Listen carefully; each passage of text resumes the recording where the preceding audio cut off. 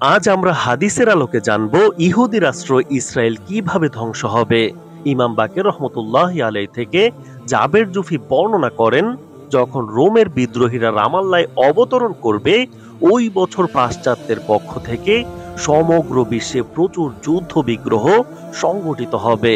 ইসরায়েলের পতন সম্পর্কে বর্তমান যুগের স্কলারগণ বলছেন, ইনশাআল্লাহ ইসরায়েল আগামী শতাব্দীতে ধ্বংস হয়ে যাবে।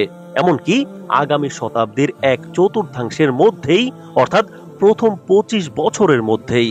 তাকে প্রশ্ন করা হয়েছিল, কিভাবে আপনি এত নির্দিষ্ট করে বলছেন? তিনি উত্তর দিয়েছেন, আমি কোরআনকে বিশ্বাস করি। প্রতিটি জাতির জন্যই একটি নির্দিষ্ট সময় রয়েছে।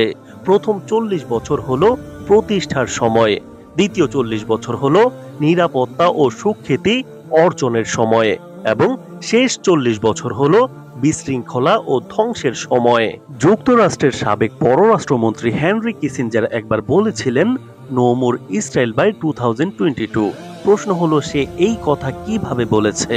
উত্তর হচ্ছে, সেও কিন্তু খ্রিস্টান ধর্মের একজন অনুসারী। স্বাভাবিকভাবে বলা যায়, তাদের ধর্মগ্রন্থেও এন্ড টাইম প্রপার্সি নিয়ে অনেক ভবিষ্যৎবাণী করা হয়েছে। তাই সে তার ধর্মের ভবিষ্যৎবাণীর আলোকেই হয়তো বলেছে। সিরিয়ার সাংবাদিক আল বুজাইরামি ২০১২ সালে ফিলিস্তিনের পিএটিভি চ্যানেলকে বলেছিলেন, আমি এখন এমন একটি বিষয় বলতে যাচ্ছি যা ইতিপূর্বে কেউ শোনেনি।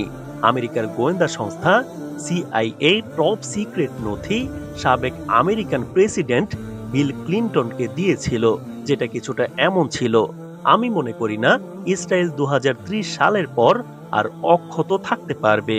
এখন প্রশ্ন হচ্ছে, ইমাম মাহাদি যখন আসবেন, তখন কি জেরুজালেমকে খিলাফতের রাজধানী করবেন, এবং এখান থেকে কি পরিচালিত হবে আগামী দিনের মুসলিম বিশ্ব? জি হ্যাঁ, হযরত কাব রাদিয়াল্লাহু তাআলা আনহু থেকে বর্ণিত যে, যখন তুমি বাইতুল মুকাদ্দাসে খলিফা মাহাদিকে দেখবে এবং তাকে ব্যতীত আরেকজনকে দেখবে দামেশকে, তখন মাহাদিকে ব্যতীত অন্য কাউকে অনুসরণ করিও না, কেননা অন্যজন হবে গাধার বংশধরের চেয়েও নিকৃষ্ট। হযরত আব্দুল্লাহ ইবনে হাওলা রাদিয়াল্লাহু তাআলা আনহু থেকে বর্ণিত, রাসূলুল্লাহ সাল্লাল্লাহু আলাইহি সাল্লাম বলেছেন, যদি তুমি তোমার জীবদ্দশায় দেখতে পাও খেলাফত বাইতুল মুকাদ্দাসে প্রতিষ্ঠিত হয়েছে, তখন ভূমিকম্প, ভূমিধস, বড় বড় দুর্যোগগুলো খুব নিকটবর্তী হবে, কিয়ামত খুব কাছে চলে আসবে।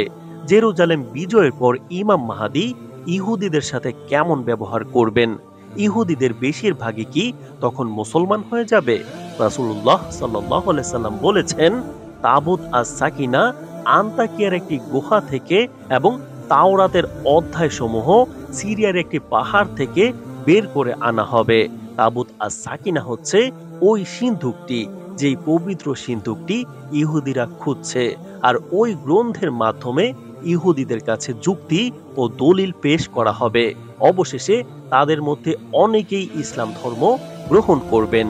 হযরত কাব রাদিয়াল্লাহু তাআলা আনহু হতে বর্ণিত, মাহাদি আলাইহিস সালামের নামকরণ মাহাদি করার কারণ হচ্ছে, সে ইহুদিদেরকে আসল তাওরাত কিতাবের পথ দেখাবে। ইমাম মাহাদি তাওরাত কিতাবকে সিরিয়ার এক পাহাড় থেকে খুঁজে বের করবেন। অতঃপর উক্ত কিতাবের উপর ইহুদিদের অনেক দল আত্মসমর্পণ করবেন, যা তিনি ৩০,০০০-এর মতো উল্লেখ করেছেন। উল্লেখযোগ্য যে আসল তাওরাত কিতাব ও কোরআনের মধ্যে কোনো পরস্পর বিরোধী কিছু থাকবে না, কারণ দুটি কিতাবই আল্লাহর কাছ থেকে অবতীর্ণ হয়েছে, যার কারণে ইহুদিরা আস্তে আস্তে হেদায়েতের দিকে আসবে এবং মুসলিম হয়ে যাবে। হযরত কাব রাদিয়াল্লাহু তাআলা আনহু হতে বর্ণিত, তিনি বলেন, ইমাম মাহাদি রোমে যুদ্ধের জন্য সৈন্য পাঠাবেন। সেখানে ১০ জন বুদ্ধিমান জ্ঞানী দিবেন, যারা আন্তাকিয়ার এক গুহা থেকে তাবুত আস সাকিনা খুঁজে বের করবে, যেটার ভিতর আল্লাহ তাআলা মূসা আলাইহিস সালামের উপর যে তাওরাত কিতাব নাজিল করেছিলেন এবং ঈসা আলাইহিস সালামের উপর যে ইনজিল কিতাব নাজিল করেছিলেন তা থাকবে। অতঃপর ইমাম মাহাদি তাওরাত ওয়ালাদের তাওরাত দ্বারা বিচার করবেন এবং ইনজিল ওয়ালাদের ইনজিল দিয়ে বিচার করবেন। রাসূলুল্লাহ সাল্লাল্লাহু আলাইহি সাল্লাম বলেছেন, ইমাম মাহাদির মাধ্যমেই তাইবেরিয়ার হ্রদ থেকে এর উদ্ধার কাজ শুরু হবে। ওই সিন্দুকটি, অর্থাৎ তাবুত আস সাকিনা বাইতুল মুকাদ্দাসে আনা হবে এবং ইমাম মাহাদির সামনে রাখা হবে। যখন ইহুদিরা তা দেখবে, তখন কতিপয় ব্যক্তি ব্যতীত সবাই ঈমান আনবে। আল্লাহ রাব্বুল আলামিন পবিত্র কোরআনে বলেছেন, আল্লাহকে তুমি সেই বিষয়ে মোটেই গাফেল মনে করো না। আল্লাহ তো তাদেরকে অবকাশ দিয়েছেন ওই দিন পর্যন্ত যেদিন চোখ পরক্ষীণ তাকিয়ে থাকবে, তারা মাথা তুলে দৌড়াতে থাকবে।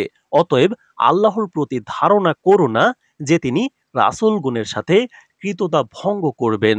নিশ্চয়ই আল্লাহ পরাক্রমশালী, প্রতিশোধ গ্রহণকারী। ইতিহাস সাক্ষী আছে, যুগে যুগে অসংখ্য অত্যাচারী পৃথিবীতে এসেছে এবং প্রত্যেকের শেষ পরিণাম খুবই ভয়াবহ হয়েছে। কিয়ামতের আগ পর্যন্ত যত অত্যাচারী আসবে তাদেরও শেষ পরিণাম খুব ভয়াবহ হবে।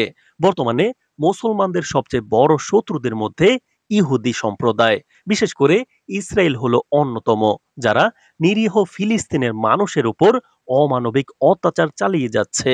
তারা মনে করছে নিত্য নতুন প্রযুক্তির বলে পৃথিবীর মুসলিমদেরকে ধ্বংস করবে, কিন্তু এটা কখনোই সম্ভব নয়। বরং তারা নিজেরাই ধ্বংস হয়ে যাবে, যার স্পষ্ট প্রমাণ হাদিসের মধ্যে রয়েছে। আর এটা হবে কিয়ামতের বড় আলামতগুলোর মধ্যে অন্যতম একটি। নবী করিম সাল্লাল্লাহু আলাইহি সাল্লাম পবিত্র হাদিস শরীফে বলেছেন, মুসলমানরা ইহুদিদের সাথে যুদ্ধ না করা পর্যন্ত কিয়ামত সংগঠিত হবে না। এমনকি ইহুদিরা পাথর ও গাছের আড়ালে লুকাবে।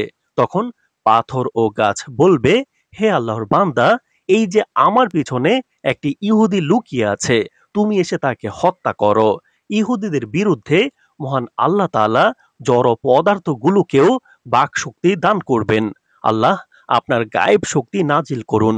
এই মুহূর্তে আমাদের সেটা খুবই প্রয়োজন। আমিন।